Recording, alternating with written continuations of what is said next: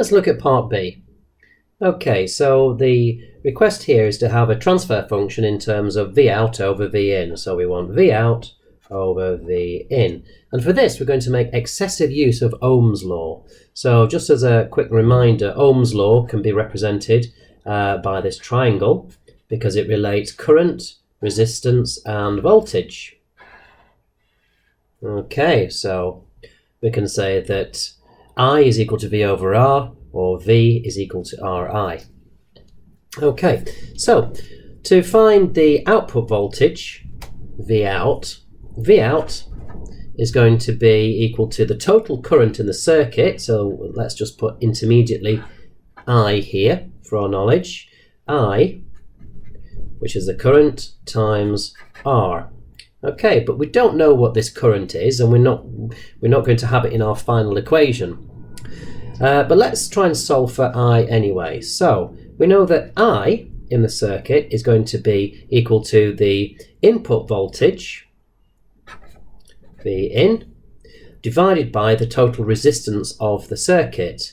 And the total resistance of the circuit will be the resistance, R, plus the impedance, which is effectively a resistance, due to the capacitor, which would be ZC. Okay. And in the exam question, it does say that ZC is equal to 1 over CS. So we're going to just substitute that.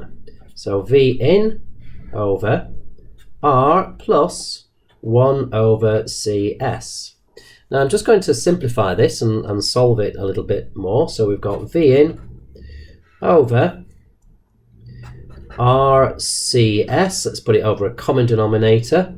And that's going to be CS plus 1 over CS.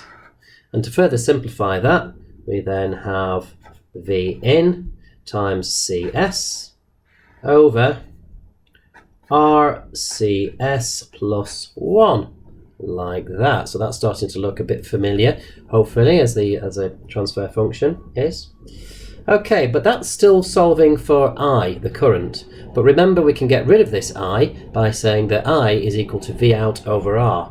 So I can say that V out over R is equal to V in CS over RCS plus 1. Okay, and solving for V out over V in is equal to RCS over RCS plus 1, and that's the answer.